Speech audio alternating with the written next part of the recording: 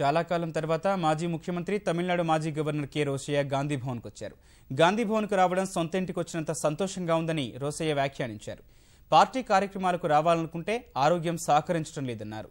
అంతకుముందు సీఎల్పీ కార్యాలయంలో జానారెడ్డి, జీవన్ రెడ్డి, పొంగులేటి సుధాకర్ రెడ్డిలు రోసయ్యను ఘనంగా సన్మానించారు. అనంతరం రోసయ్య గాంధీ భవన్కు వచ్చారు.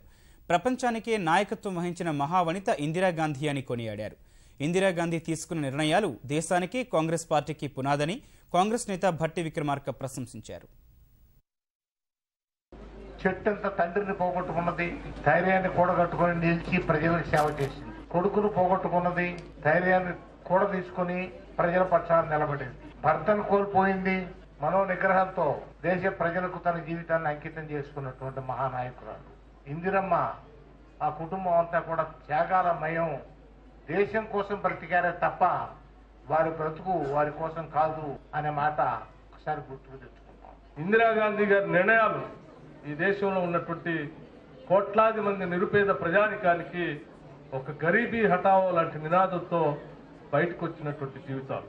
ఈ దేశం కోసం ఎవరైనా త్యాగాలు చేసినా, ప్రాణాలు అర్పించినా, పని చేసినా అది కేవలం కాంగ్రెస్ పార్టీకి సంబంధించిన నాయకత్వమే చేసింది తప్ప ఎవరు చేయలేదని చెప్పడానికి చరిత్రలో అనేక సంఘటనలు ఉన్నాయి.